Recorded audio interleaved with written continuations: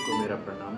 मैं सुयश सोनी अखिल विश्व गायत्री परिवार से आपका स्वागत करता हूँ हमारे इस यूट्यूब चैनल ब्रह्मर्षि विश्वामित्र शोध संस्थान में, जिसमें आज हम डिस्कस करेंगे एक बहुत ही महत्वपूर्ण विषय, एक बहुत ही महत्वपूर्ण टॉपिक, जिसे हम तनाव कहते हैं या आम भाषा में हम इसे स्ट्रेस भी कहते हैं।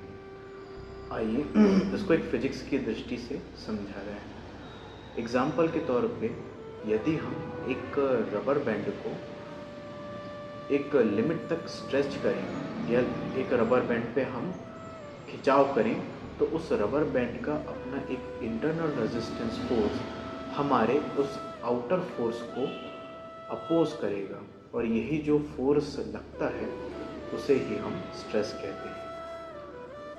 ठीक इसी तरह हमारे जीवन में जब कोई बाहरी परिस्थिति हमारे जीवन में आती है, जैसे कि काम का बोझ, पढ़ाई का बोझ या कुछ रिलेशनशिप इश्यूज, तब हमारा मन एक दबाव फील करता है, एक प्रेशर फील करता है उस बाहरी परिस्थिति से, और उस प्रेशर वाली स्थिति को ही हम स्ट्रेस के नाम से जानते हैं। स्ट्रेस को दो कैटेगरीज में डिवाइड किया गया है।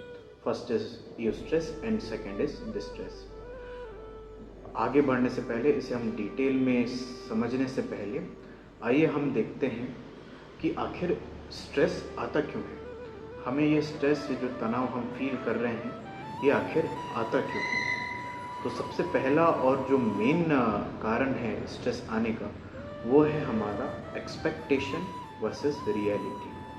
थोड़ा हम इसे डीप में समझें तो जब हमारी बाहरी परिस्थिति हमारे मन के अकॉर्डिंग मेल ना खाए, उसके साथ सिंक्रोनाइजेशन में नहीं बैठे, तब हम एक दबाव महसूस करते हैं, प्रेशर महसूस करते हैं। इससे हम कह सकते हैं कि जैसे फॉर एग्जांपल के तौर पे आप देखा होगा या फिर आप ऑब्ज़र्व करते होंगे कि हमने साल भर कड़ी मेहनत करी किसी कॉम्पिटिटिव एग्ज़ाम को प्रिपेयर करने में, और जो रिज़ल्ट है यदि वो हमारे अकॉर्डिंग नहीं आता है, तब हमें ये स्ट्रेस होता है। हमारा पहला और एक बहुत कॉमन इशू जिससे हमें स्ट्रेस आता है, जो कि स्ट्रेस जो अभी हमारा जो एक्सपेक्टेशन है वो रियलिटी है, दोनों के बीच का जो हमारा मन मेल नहीं खाता है, उससे हमें स्ट्रेस आता है।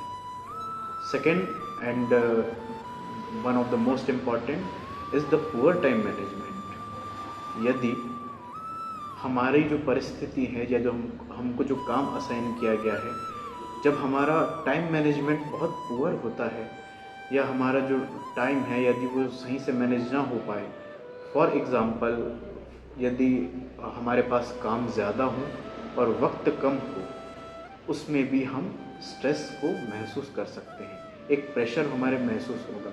एग्ज़ाम्पल के तौर पे आप देख सकते हैं कि जैसे कोई स्टूडेंट है, यदि वो उसका टाइम मैनेजमेंट बहुत पुअर है या वो टाइम मैनेजमेंट अच्छे से नहीं कर पाता है, और यदि उसके पास लॉट्स ऑफ सिलेबस उसे कवर करना रहता है, तो वह अपने आप को एक ऐसी सिचुएशन में फील करता है जिसमें उसके मन को बहुत ज़्यादा प्रेशर आता है, और ये एक कारण है स्ट्रेस का। सेकंड जो बढ़ता है वो है लैक ऑफ टाइम मैनेजमेंट या poor time management.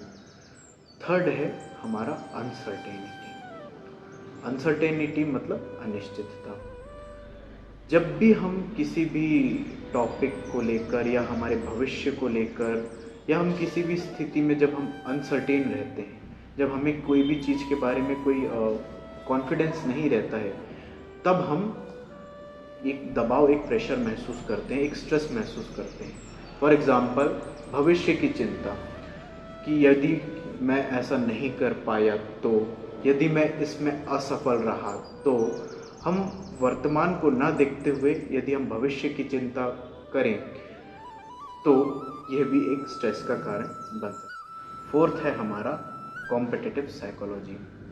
Competitive psychology को यदि हम पढ़ें या इसको देखें, तो आज के युग में, आज के ज़माने में हमारे बीच में कंपटीशन बहुत ज़्यादा इंक्रीज़ हो चुका है। जैसे करियर में हमारा कंपटीशन, हमारा वर्क में कंपटीशन, इवन यदि आप वर्किंग एम्प्लॉयज़ हैं तो वहाँ पे अपना एक अलग कंपटीशन होगा।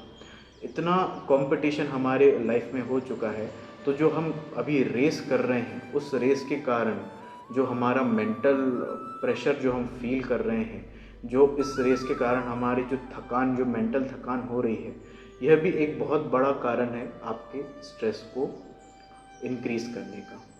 ये हो गया हमारा कॉम्पिटिटिव साइकोलॉजी। बहुत इम्पॉर्टेंट फैक्टर है जो कि स्ट्रेस को इंक्रीज़ करने में, जो हमारा डिस्ट्रेस है उसको इंक्रीज़ करने में बहुत इम्पॉर्टेंट रोल प्ले करता है, वह है हमारा नेगेटिव थिंकिंग, हमारी नकारात्मक सोच। यदि हमारी संगति नेगेटिव लोगों के साथ है, या फिर हम बार बार किसी एक नकारात्मक चीज़ के बारे में हम ओवर थिंकिंग कर रहे हैं, बार बार उसका रिपीटेटिव हमारे माइंड में वो चीज़ चल रही है, तो वह एक लॉन्ग टर्म के लिए एक स्ट्रेस क्रिएट कर देगा, जो यदि हम लॉन्ग टर्म के बेसिस पे देखें तो आगे जाके शारीरिक समस्या जैसे हाई ब्लड प्रेशर, डिप्रेशन, अनिद्रा, ये सब का कारण बनेगा।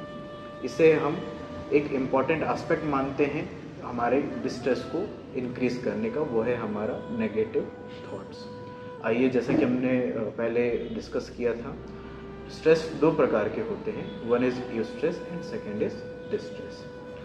इन दोनों को हम थोड़ा डिटेल में जानते हैं। सबसे पहला आता है हमारा यूस्ट्रेस।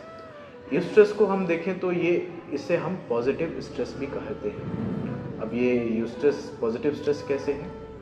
फॉर एग्ज़ाम्पल, यह हमारा जो यूस्ट्रेस है, ये हमें मोटिवेट करता है किसी टास्क को कंप्लीट करने के लिए। एक बहुत अच्छा एग्जांपल मैं आपको देना चाहूँगा। एक क्रिकेट प्लेयर जब उसके पास बॉल कम हो और उसे थोड़े ज़्यादा रन बनाने हो, तब वो एक प्रेशर अपने आप पे फील करेगा, जिसे हम यूस्ट्रेस बोलते हैं, और वह अकेला प्रेशर उसे फोर्स करेगा कि वह बेटर परफॉर्म करे ताकि उसकी टीम जीत जाए। इसे हम यूस्ट्रेस। और एग्जांपल हम लेते हैं, जैसे कि एक व्यक्ति यदि कोई जॉब इंटरव्यू देने जाए, तब वह अपने आप को एक थोड़े से प्रेशर में फील करेगा, और वह प्रेशर उसे उस पर्टिकुलर इंटरव्यू में अच्छा परफॉर्म करने के लिए प्रेरित करेगा, मोटिवेट करेगा। एक स्टूडेंट को यदि हम देखें तो एक स्टूडेंट अपने एग्ज़ाम हॉल में एक हल्का सा प्रेशर फील करता है, और वह प्रेशर यूस्ट्रेस है, जो कि उसे उस पर्टिकुलर एग्ज़ाम में हाईली मोटिवेटेड रखता है, और आगे बढ़ने के लिए, अच्छे आंसर्स लिखने के लिए, थोड़ा सा विचार करने के लिए आगे मोटिवेट करता है। ये हो गए कुछ हमारे टाइप्स यूस्ट्रेस के। सेकेंड है हमारा डिस्ट्रेस, जो कि है नेगेटिव स्ट्रेस। इसके लक्षण है कि यह हमारी बॉडी को, हमारा मन कमज़ोर करता है, हमारी बॉडी को हार्म करता है। अनिद्रा, अवसाद, या जिसे हम डिप्रेशन, एंजाइटी, ये सारे टर्म्स को ये बढ़ावा देता है, जो है हमारा डिस्ट्रेस।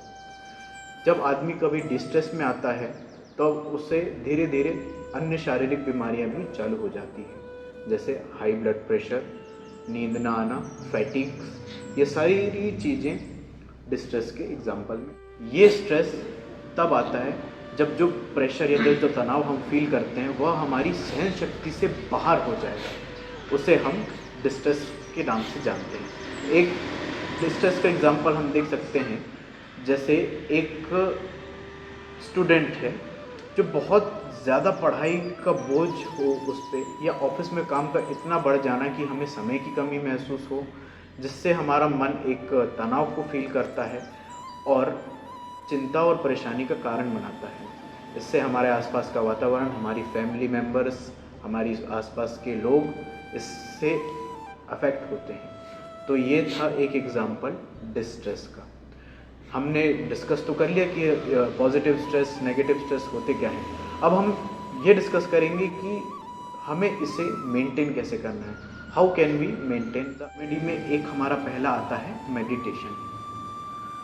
यदि हम डेली 30 to 40 मिनट्स मेडिटेट करें, प्राणायाम करें, अनुलोम विलोम करें, या जो भी हमारी हल्की फुल्की नॉर्मल एक्सरसाइजेज हैं, इस सब को यदि हम करते हैं तो हमारा स्ट्रेस एक काफ़ी हद तक मेंटेन हो जाता है। Second and one of the most important is change your mindset. परम पूज्य गुरुदेव ने एक बहुत अच्छी किताब लिखी है, मन स्थिति बदले तो परिस्थिति बदले। हम जैसा हमारे मन के अंदर हम अपनी परिस्थिति बनाएंगे, उस पर्टिकुलर सिचुएशन को हम जिस वे में हम उसको एक्ट करेंगे, जिस वे में हम उसको एक्सेप्ट करेंगे, वो सेम परिस्थिति हमारे बाहर आउटपुट लेकर आएगी। इसलिए हमेशा हमारा अपना माइंडसेट सही रखें, अपना माइंडसेट पॉजिटिव रखें। हर सिचुएशन को एक बोझ नहीं, मुसीबत नहीं, एक चैलेंज के रूप में स्वीकार करें। Change your mindset. Third and one of the most important है रीडिंग, जिसे हम स्वाध्याय के नाम से जानते हैं। परम पूज्य गुरुदेव ने एक बहुत अच्छा हमारे 18 सत्संकल्प में एक संकल्प दिया है, जो ये कहता है कि मन को कुविचारों और दुर्भावनाओं से बचाए रखने के लिए स्वाध्याय एवं सत्संग की व्यवस्था रखेंगे। आप जितना अच्छी पुस्तकें रीड करेंगे, आप जितना स्वाध्याय करेंगे, आप जितना सत्संग करेंगे, जितनी अच्छी मोटिवेशनल वीडियो देखेंगे, आपका माइंड धीरे धीरे काम होगा।